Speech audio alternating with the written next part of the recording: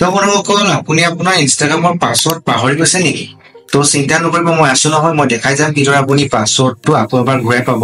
আৰু লগতে দেখাম আপোনাৰ যদি ইনষ্টাগ্ৰামটো কোনোবাই মনে মনে চলাই আছে আপুনি বন্ধ কিদৰে কৰিব। তো সকলোখিনি দেখাই যাওঁ, তো ভিডিঅ'টো আৰম্ভ কৰিছো।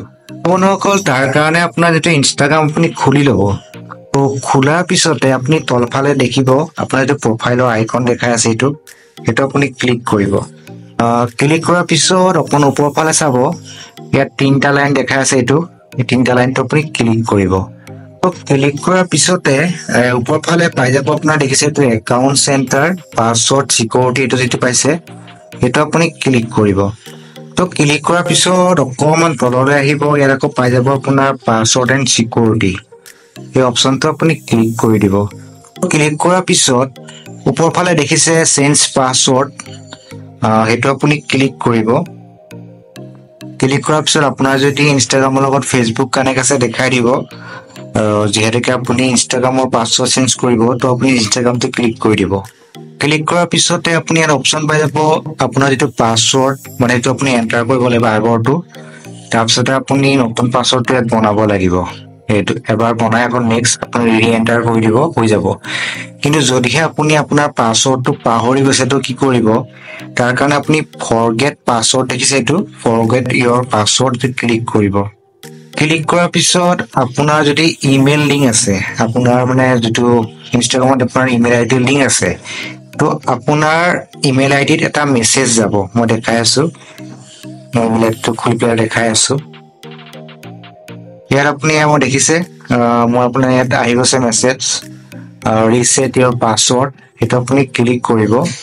তো ক্লিক কৰাৰ পিছত ইয়াত তলত দেখিছে লিখা আছে ৰিছেট পাছৱৰ্ড, সেইটো আপুনি ক্লিক কৰিব।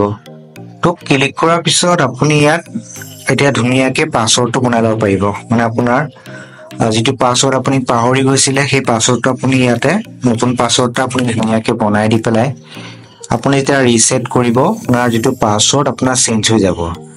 তো একেবাৰে সহজ, তো আপুনি কৰিব পাৰিব। আৰু এইটোতো হৈ গ'ল। এতিয়া মই আপোনাক দেখাই আছো আপোনাৰ যদি ইনষ্টাগ্ৰামটো কোনোবাই চলাই আছে আপুনি কিদৰে বন্ধ কৰিব। তাৰ কাৰণে আপোনাৰ ইনষ্টাগ্ৰামটো খুলি ল'ব। খোলাৰ পিছত আকৌ একেই প্ৰচেছ, আপোনাৰ এইটো প্ৰফাইলৰ আইকন দেখাই আছে, এইটো ক্লিক কৰিব। এইটো 3 লাইন দেখিছে ওপৰৰ ফালে 3টা ডট, সেইটো আপুনি ক্লিক কৰিব। ক্লিক কৰাৰ পিছত আকৌ একেই আপোনাৰ একাউণ্ট চেণ্টাৰত যাব। এতিয়া আপুনি ইয়াত পাছৱৰ্ড এণ্ড চিকিউৰিটিত যাব। তো ইয়াত আপুনি এটা অপশ্যন পাব, দেখিব 2 ফেক্টৰ অথেণ্টিকেশ্যন, এইটো আপোনাৰ ফেচবুকতো মই দেখুৱাইছিলো, ইয়াতো একেই হয়। মানে এইটো যেতিয়া আপুনি কৰি ৰাখিব, আপোনাৰ যদি কোনোবা ইনষ্টাগ্ৰামটো বেলেগে চলাই আছে, তেওঁ মানে আৰু খুলিব নোৱাৰে। আপুনি পাছৱৰ্ডটো ধৰক যেতিয়া চেঞ্জ কৰি দিব, তাৰপিছতে আপুনি 2 ফেক্টৰ অথেণ্টিকেশ্যনটো অন কৰি দিব, তেতিয়াৰ পৰা আপোনাৰ মানে তেওঁ আপোনাৰ একাউণ্টটো আৰু খুলিব নোৱাৰে। তো আপুনি কিদৰে কৰিব মই দেখাই যাওঁ। এইটো আপুনি ক্লিক কৰিব। ক্লিক কৰাৰ পিছত আপোনাৰ যিটো ইনষ্টাগ্ৰামটোত ক্লিক কৰিব, তো বন্ধুসকল আপুনি ইয়াত 2টা অপশ্যন পাব। আপুনি ফাৰ্ষ্টত আপোনাৰ নটিফিকেশ্যনত এটা কোড যাব, আৰু যদি আপুনি ছেকেণ্ডটো অপশ্যন দিয়ে, ছেকেণ্ড অপশ্যনটোত আপোনাৰ যদি মোবাইল নম্বৰ লিংক আছে, আপোনাৰ মোবাইল নম্বৰত এটা মেছেজ যাব, কোড যাব, নহ'লে আপোনাৰ হোৱাটছএপত কোড এটা যাব।